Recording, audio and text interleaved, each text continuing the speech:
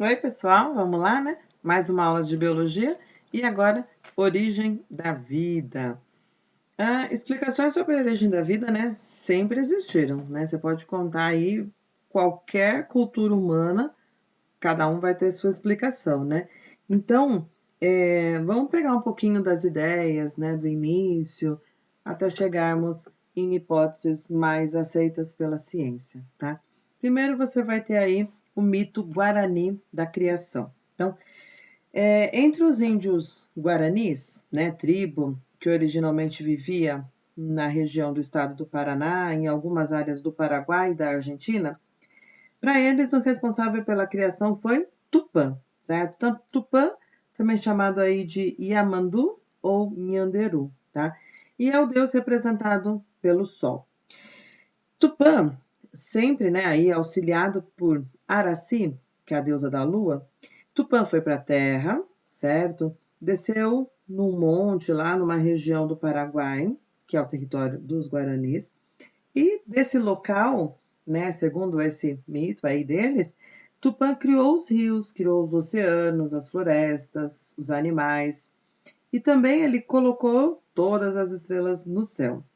Depois, o que ele fez? Ele criou os seres humanos. Para isso, ele usou vários elementos da natureza para formar estátuas de barro do homem e da mulher.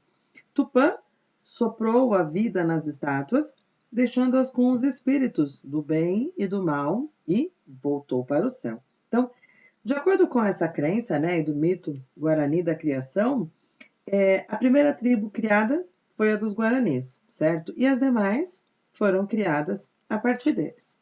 Agora, a partir lá do ano 8000 a.C., o desenvolvimento da agricultura, da pecuária, possibilitou o quê? O desenvolvimento de civilizações, né? Na Mesopotâmia, no Egito, na Índia, na China, e todas essas culturas tinham cada um a sua interpretação, né, sobre a origem dos seres vivos e normalmente, né, estava sempre associado com uma intervenção divina, certo? Agora, indo mais à frente aí, né, na história, na frente não, né?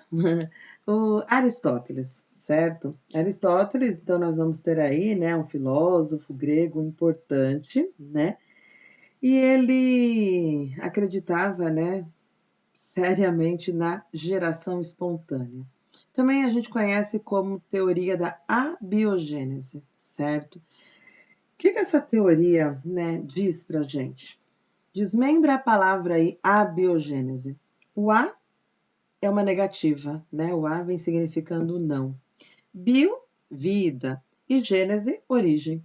Então, é uma teoria aí, uma hipótese, né? De que os seres vivos, eles conseguem surgir de matéria bruta, né? De matéria que não é viva, tá? E aí ela passa, né? Essa matéria bruta passa a se transformar em um ser vivo, tá? E ele fala assim: não que surja de qualquer matéria bruta, né? Tem que ter um princípio ativo nessa matéria bruta, certo? Então ele acreditava, olha só, que muitos insetos vinham de terra em putrefação, certo?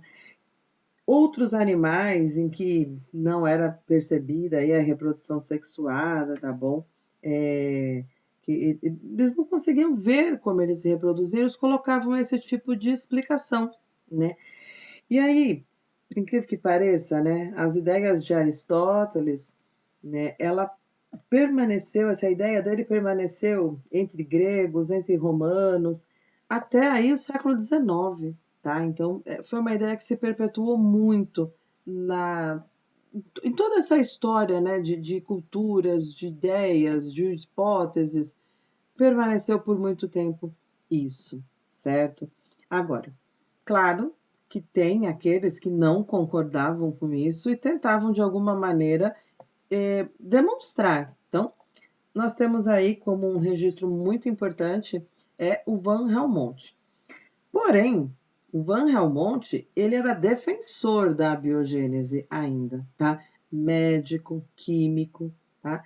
Ele fez algo assim muito relembrado na história da ciência, tá bom? Ele deixou uma receita para conseguir ratos por geração espontânea, tá? Para ele, né, na concepção dele, os ratos poderiam sim surgir de matéria bruta, de matéria inanimada, tá? E ele deixou até uma receita para isso. Olha, você pega um lugar escuro, um lugar fechado, pode ser uma caixa, pode ser um cômodo, uma área, tá? Você vai colocar uma camisa suja, tá? Uma camisa suja de suor, tá? Bem suja mesmo, bem, né, aromatizada aí. E vai colocar em cima desse tecido, você vai colocar germe de trigo e vai deixar esse ambiente, essa caixa fechada por 21 dias. 21 dias depois, você vai ter ratos, certo? Mas da onde vinha essa ideia, né? Para ele, o suor tinha um princípio ativo, né? Esse princípio ativo colocado lá por Aristóteles, ele falava assim, olha, o Helmont agora, né? Esse suor, perceba que agora, depois de 21 dias, não tem nem o germe de trigo e nem o suor. Por quê? Porque eles juntos, né? Eles se organizaram de alguma maneira aí e se transformaram nessa matéria viva, nesse ser vivo que são ratos agora, tá bom? Agora, tem cientista que não concordava nem com Aristóteles, muito menos com essa receita do Van Helmont, certo? E aí nós temos o italiano, né, o médico italiano, o famoso Redi, tá bom? E ele negava a biogênese. E aí ele fez um experimento científico, tá? Para tentar fazer com que as pessoas deixassem de lado essa ideia, né, de que seres vivos podem surgir de matéria inanimada. Hoje a gente sabe da verdade, hoje a gente tem conhecimento, mas naquela época, como provar isso para as pessoas aí, né? Então, o que o Francesco fez? Naquela época, tá? Acreditava-se que carne em decomposição originava vermes por geração espontânea, tá? Então você colocava lá carne em cima, sei lá, de uma área ali em casa e por não ter, né, recipiente adequado, refrigerador e diversos outros fatores, após alguns dias tinham vermes ali em cima. Nossa, o verme surgiu de onde? Ah, do princípio ativo que tem na carne. Ele surgiu por geração espontânea. Acreditava-se nisso. Red, de maneira nenhuma, concordava com isso. Então, o que ele fez? Olha, vamos tentar provar que isso daí não é verdadeiro. Ele fez o quê? Olha só. Ele preparou. E aí, esse experimento é o que a gente considera um dos primeiros exemplos, tá? De uma experiência científica verdadeira, tá bom? Ele colocou carne fresca de um animal recém-abatido em 3 grupos de recipientes. Ele deixou o primeiro recipiente aberto, de modo que, segundo o que Red, né, tinha aí na sua concepção, que esses vermes não surgiam por geração espontânea. Moscas iam lá, botavam seus ovos, nasciam as larvas, certo? Mas ele precisava provar isso. Então, foi o que ele fez. No primeiro recipiente, ele deixou aberto, justamente para as moscas terem livre acesso, certo? O segundo recipiente foi vedado com pergaminho, que não deixava passar nem ar nem moscas. Agora, o terceiro recipiente foi tampado com gaze, tá? E a gaze permite, então, que passe o ar, certo? Mas impede a entrada de moscas. E aí, claro, né? Após algum tempo, surgiram larvas no frasco aberto, embora, né, a carne realmente tenha apodrecido, só que nos outros frascos, né, que a carne apodreceu, não surgiu mosca, certo? E aí, com essa experiência, né, simples, né, mas bem executada, tendo os 3 passos, né, para terem, assim, serem comparados, né, os seus resultados, o Red, ele provou, certo? Que a ideia da biogênese era incorreta, certo? Porém, né, quem acredita na abiogênese vai defender com unhas e dentes, né? Então, eles não conseguiram se convencer, não, com essa experiência do Red, tá bom? E aí, olha, mais uma contribuição para a gente. 1673, tá bom? Esse holandês, ele usou um microscópio aperfeiçoado aí por ele e fez as primeiras observações de micro-organismos. Ele desenhou, tá? E aí tem registros do desenho dele e o microscópio que ele utilizou. Ele descreveu e chamou aí então de amináculos, tá bom? Hoje a gente sabe que são as bactérias, são os protozoários, mas ele chamou de amináculos, tá? E aí quando veio o outro, né, contribuidor aí da ciência, né, o grande Robert Hooke, que após observar também muitas não, ele observou cortiça ao microscópio, foi ele que denominou, né, o termo célula ao visualizar lá aqueles espaços vazios da cortiça. Então, o Robert Hooke veio justamente para reforçar a ideia do Leeuwenhoek, tá bom?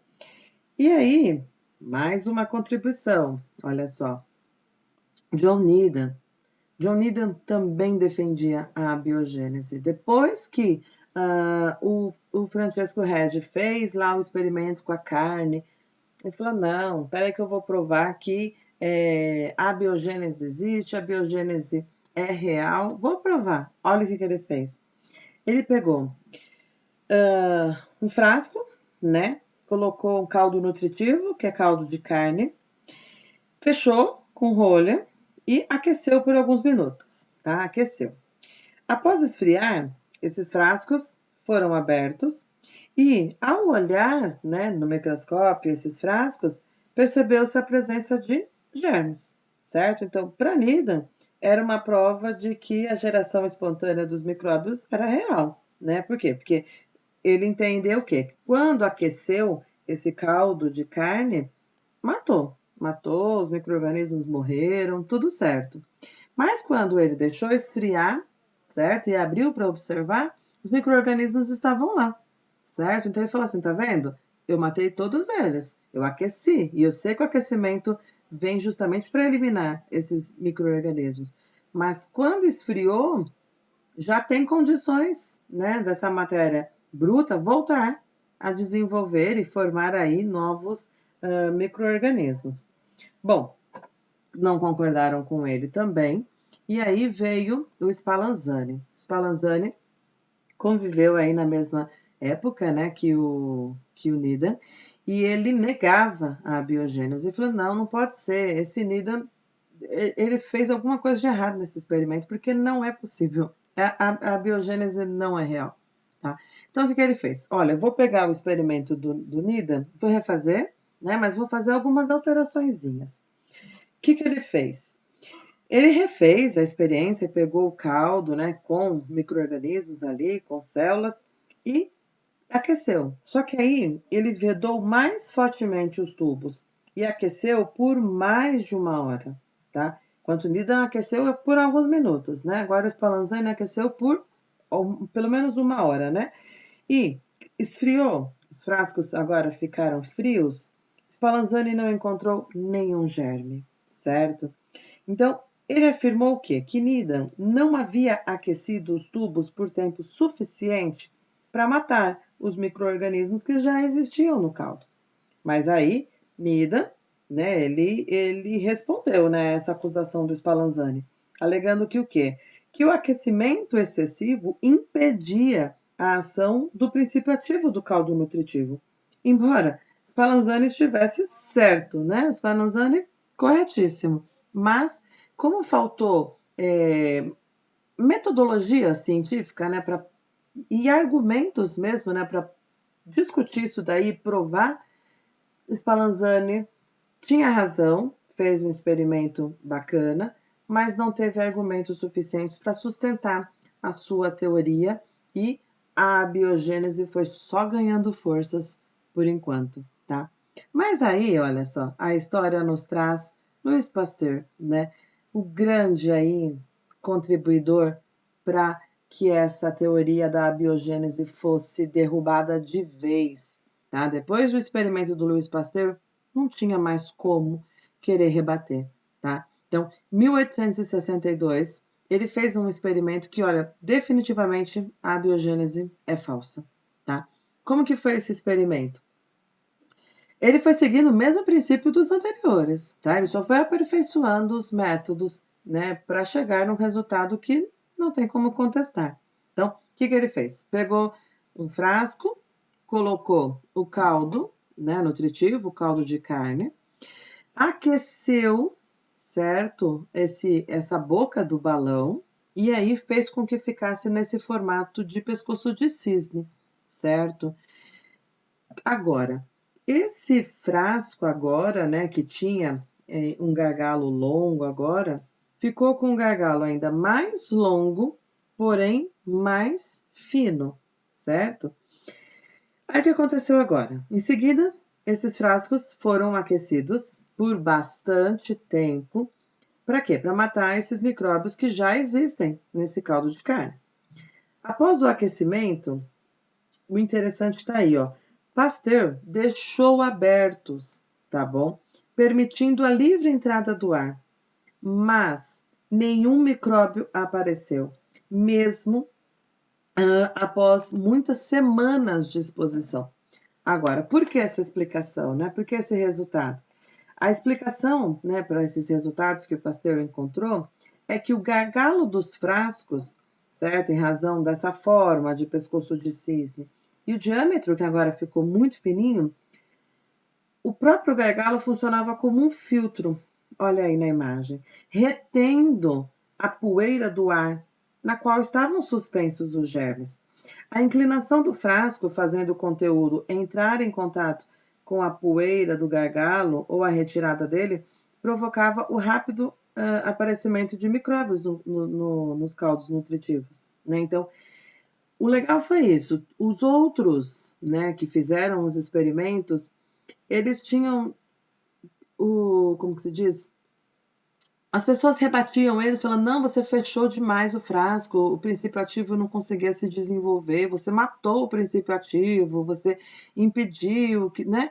Agora não tinha mais desculpa, esse frasco ficou aberto, o tempo inteiro ficou aberto enquanto fervia, ficou aberto enquanto esfriava, só que a disposição agora impedia que micro-organismos que estão, né, hoje nós temos essa informação, micro-organismos estão no ar, e qualquer contato com esse caldo nutritivo, eles vão se multiplicar. E aí que estava o erro nos experimentos anteriores, né? Eles ferviam, eles esfriavam, mas na hora de olhar tinha que abrir, certo? E aí ficava aberto ali, de qualquer jeito, sem nenhum controle. Ao observar o microscópio, claro que teria alguma coisa ali, porque foi o tempo necessário para o desenvolvimento desses micro-organismos. Então, Louis Pasteur, em 1862, tá vendo como demorou demais, né, para que a teoria da abiogênese fosse derrubada, mas precisava de uma metodologia científica que não deixasse dúvidas, né, que o resultado fosse satisfatório, que não tem como contestar, ok? Agora, nós temos um probleminha, né, com relação ao tema da nossa aula, né? O tema da nossa aula é qual? Origens, é origem da vida, certo? Todos esses experimentos agora, e o Louis Pasteur, veio só para provar que um ser vivo, ele vem nascer de outro ser vivo. Mas não explica da onde veio o primeiro ser vivo, né? Como que surgiu o primeiro ser vivo na face da Terra. Então, tem muitas explicações científicas para essa origem da vida, né? Como que surgiu o primeiro ser vivo na Terra. Então, a partir do século XIX, começaram então a ser elaboradas muitas hipóteses. Uma delas é a panspermia cósmica, tá? Ela foi proposta por esses dois pesquisadores aí, né? Um médico e um químico. E essa teoria ela sugere o quê? Que a vida foi trazida do espaço, tá? Por meio de esporos de bactérias e que foram lançadas na Terra por meteoros, tá? Essa teoria agora, então, ela apoia-se na existência de moléculas orgânicas. E aí, aminoácidos, hidrocarbonetos, que estão, né, no interior, são encontrados aí no interior de meteoros que caem na superfície da Terra. Essa hipótese, beleza, ela não não foi muito bem aceita pela ciência quando foi proposta, tá? Primeiro, não é possível a sobrevivência dos esporos nas condições do espaço, certo? Que a temperatura aí próxima do zero absoluto, radiação intensa, e depois porque o atrito na atmosfera produz temperaturas de até 6.000 graus e não aceitaram, certo? Aí, hoje, 2020, a gente já começa a ver que a ciência andou, caminhou muito, né? Substâncias foram encontradas em outros planetas, indicando que pode sim, né, ter vida lá fora. Estamos chegando quase nessa conclusão, né? Mas a teoria da panspermia cósmica ainda não é tão aceita pela ciência, tá bom? E ela também não explica como surgiu o primeiro ser vivo. Só explica que veio, né, para a Terra dessa maneira. Mas surgiu da onde? Então, continuamos com essa dúvida, né, com essa incógnita ainda, certo?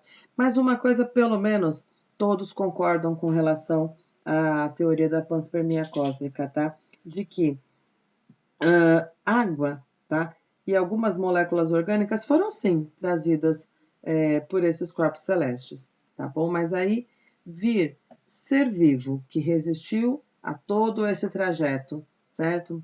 Ainda tem muita controvérsia. Não é todo mundo que concorda, ok? Outra explicação para a origem da vida é a hipótese autotrófica, tá?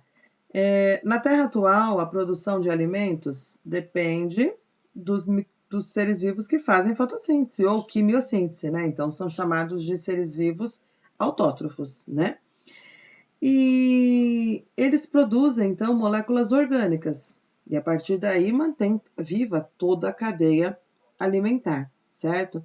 Então, essa hipótese autotrófica, ela depende que a vida começou com seres quimiosintetizantes, que são aqueles semelhantes às arqueobactérias atuais. Então, o que são aqueles seres quimiosintetizantes? São aqueles que não dependem da luz solar para produzir o seu próprio alimento. Eles conseguem degradar matéria inorgânica, produzir energia a partir daí, certo? Agora, a quimiossíntese é um processo muito complexo para ter sido o primeiro a ter surgido na face da Terra, tá bom? Olha só, eles acreditam, olha a sequência aí, né, da hipótese autotrófica. Seres quimio-lito-autotróficos, certo? Que são justamente esses que não precisam da energia da luz solar, vão degradar a matéria inorgânica para produzir energia, certo? Depois, consequentemente, surgiram seres heterotróficos que faziam fermentação, depois os fotorredutores, em seguida fotossintetizantes, para finalmente conseguir aparecer aí seres heterotróficos que fazem a respiração aeróbica. Tá? A respiração aeróbica é a respiração com a participação do oxigênio, né? Então, a falha, né, da hipótese autotrófica, ela está no fato de que a produção de moléculas orgânicas a partir, né, desses compostos inorgânicos é muito complexo e requer vários sistemas enzimáticos e de um conjunto de informações genéticas compatíveis. Então, na Terra primitiva, isso deve ter sido, né, pouco provável, ok? Agora, hoje, certo? A hipótese autotrófica, ela tem ganhado um pouquinho de força, tá? Por quê? Porque tem muitas, então a ciência está avançando demais e está conseguindo encontrar, né, essas bactérias quimiosintetizantes próximo a fendas vulcânicas no fundo dos mares. Então, pode, né, vir reforçar, claro, né, essa teoria da hipótese autotrófica, certo? Tem mais uma, hipótese heterotrófica, certo? E ela é a mais aceita pela ciência, onde ela foi desenvolvida aí, né, pelo Oparin e pelo Haldane na década de 1920. Porém, ela admite o processo de abiogênese, certo? Então, segundo essa teoria, o primeiro ser vivo era um organismo heterótrofo que obtinha alimento do meio, certo? E ela foi desenvolvida, então, por esses dois, tá? O Oparin e o Haldane. E segundo eles, a atmosfera da Terra primitiva era muito diferente da atmosfera atual, certo? Por quê? Porque a Terra primitiva ela tinha muitas erupções vulcânicas, né? Essa atmosfera era formada por compostos de carbono. Aí você tem metano, dióxido de carbono, nitrogênio. Você também tem amônia, tá? Mas também tem vapor de água e também tem hidrogênio. Uma característica muito diferente da Terra primitiva com a atmosfera atual, né, é que não existia oxigênio livre, certo? Naquela atmosfera, ok? Então, o que eles achavam? Que reações entre compostos atmosféricos usando energia de descargas elétricas e da radiação ultravioleta formariam compostos simples, tá? Como aminoácidos e açúcares simples. Então, naquela época também, né, na atmosfera, na Terra primitiva, não tinha camada de ozônio, não tinha as camadas protetoras, então a radiação era muito intensa, né? E aí, esses aminoácidos e esses açúcares simples, lançados nos mares primitivos, né, eles reagiriam entre si para produzir compostos mais complexos. E aí formaram, então, um tipo de sopa orgânica, certo? A sopa orgânica primordial, que teria sido, né, o berço para o aparecimento das primeiras células. Esses compostos, e aqui você tem uma sequência, né, desses eventos, olha só, a atmosfera primitiva, tendo todos esses gases tóxicos, a ausência do oxigênio livre, elas foram se reorganizando e formaram essas primeiras moléculas orgânicas, que eles acreditam que eram aminoácidos ou até açúcares simples, né? Esses complexos, né, como proteínas, eles poderiam formar agora aglomerados, tá? Envolvidos por uma película de água, que a gente chama de coacervados. Você tem aí nesse esquema no número 6, tá bom? Coacervados. E esses coacervados seriam um ponto de partida para a formação de protocélulas, né? Célula primitiva, que usariam os compostos da sopa orgânica como fonte de energia e de materiais para possibilitar o desenvolvimento, né, desses processos que agora permitem a vida na Terra, certo?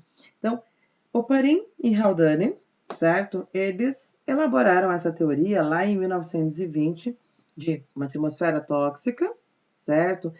Ao essas substâncias, né, receberem essas descargas elétricas aí por conta dessas chuvas, esses meteoros caindo, radiação ultravioleta, tudo isso possibilitou, né, que ocorresse uma reorganização, né, dessas substâncias, dessas moléculas, e elas se reorganizassem e formassem esses coacervados. E esses coacervados permitiram aí, né, de originar essa primeira célula, né, que tem uma membrana e alguma coisa dentro, certo? Agora, para não ficar só nessa teoria, né, essa hipótese heterotrófica, Miller e Uren, tá bom? Em 1953, eles eram químicos, né? Eles fizeram uma experiência para verificar mesmo se essas questões aí colocadas por Oparin e Haldane seriam possíveis ou não, tá? Então, quem falou sobre a teoria foi o Oparin e o Haldane, certo? Eles propuseram a teoria da hipótese heterotrófica. Agora, passou um tempo, 1953, Miller e Uren, certo? Químicos, foram para o laboratório para tentar fazer algo parecido e ver se aquilo era possível ou não, se aquela teoria poderia se concretizar, certo? Então, o que eles fizeram? Foi construído, então, um aparelho que simulava as condições propostas, né, para essa atmosfera primitiva. E também esse aparelho que vocês têm aí na imagem, ele fornecia condições para a ocorrência das reações químicas necessárias, certo? E aí, nesse sistema fechado, tá, foram colocados metano, amônia, água e hidrogênio, e foram fornecidos também calor e descargas elétricas intensas. Os compostos eram condensados e depois evaporados continuamente. E olha, após uma semana, tá, de funcionamento, Miller verificou a formação de um material avermelhado no depósito do aparelho. E analisando esse material, ele encontrou aminoácidos e outras substâncias simples. Então, essa experiência ela foi depois reproduzida, né, por vários outros cientistas. Todas essas reproduções tiveram resultados muito similares, tá?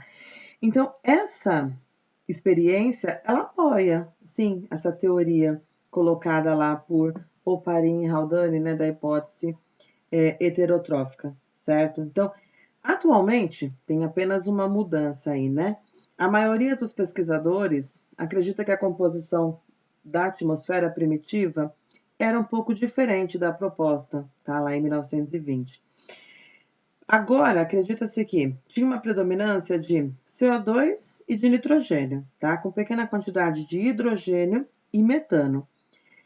Mas, mesmo assim, simulações com essa, né, composição atmosférica e usando aparatos semelhantes aos do Miller, também conseguiram obter aminoácidos e outras substâncias químicas, né? Principalmente aí eles conseguiram zinco, conseguiram ferro, tá bom?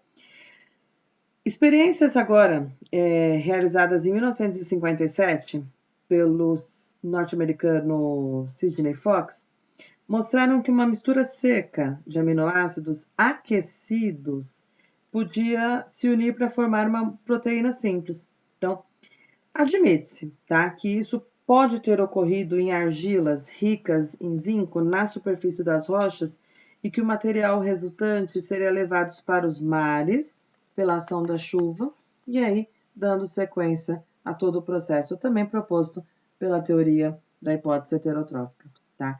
Mas vale uma observação, né? Essa teoria, ela propõe o surgimento das primeiras células, certo? Dos primeiros seres vivos, e a partir daí a evolução começou. Miller e Urey conseguiram sim obter esses compostos orgânicos, mas em momento algum, tá? Nenhum até agora conseguiu, através desse experimento, obter uma célula, um ser vivo, tá? Apenas os compostos orgânicos, que nós sabemos que os seres vivos são formados por moléculas orgânicas, mas parou por aí também, certo? Aí, continuando então, as primeiras células, certo? Então, a hipótese heterotrófica, que é a mais aceita atualmente, as primeiras células foram procariontes, certo? Lembra da célula mais simples, sem membranas internas, sem núcleo, né? E que provavelmente tinham RNA como material genético, não DNA. DNA é dupla fita, é muito complexo, né? Então teria que ser realmente uma estrutura mais simples, né? Então o RNA acredita-se que é o que ganha, né? Essa competição.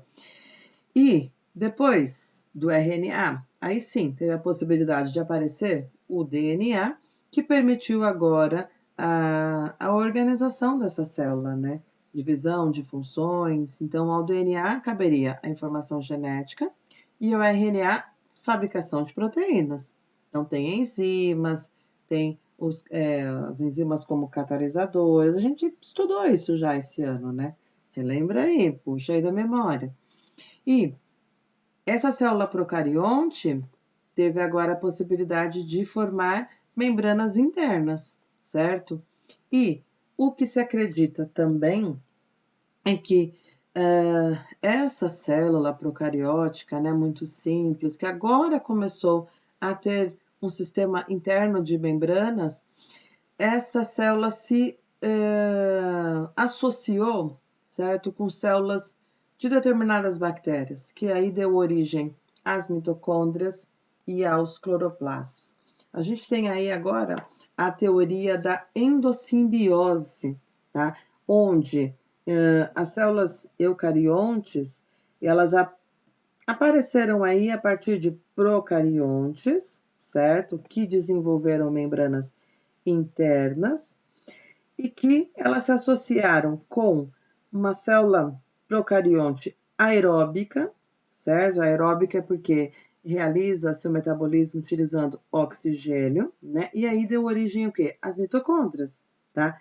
Depois, essas células eucariontes com mitocôndrias, elas se associaram com procariontes que faziam fotossíntese, certo? Então, deu origem agora aos cloroplastos, né? Das células de algas, células de vegetais. Então, é uma hipótese, certo? Muito aceita. A hipótese heterotrófica, né? Com esse processo aí de endossimbiose.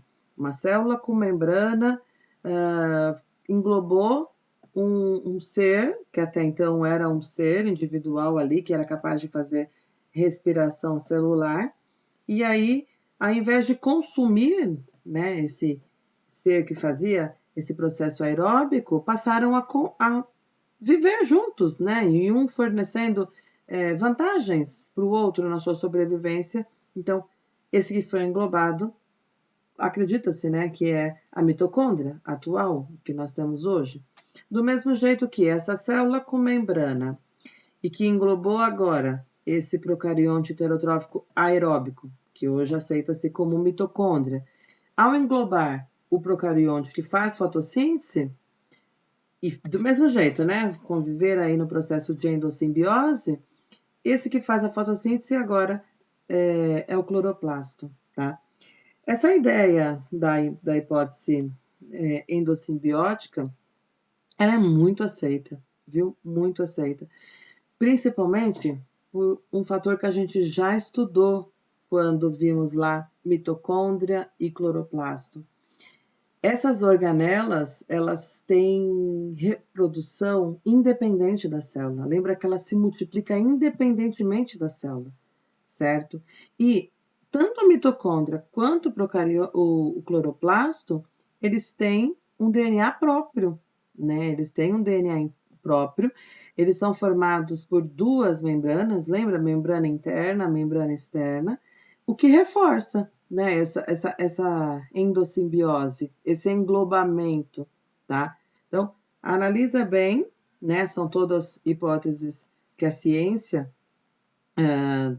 vem, né, vem colocando aí cada vez mais força, né, por conta de experimentos, né, de análises genéticas, né, comparações aí de DNA entre os seres vivos, e vem ganhando muita força mesmo, tá bom? Essa teoria da endossimbiose e, claro, a teoria da hipótese heterotrófica, ok?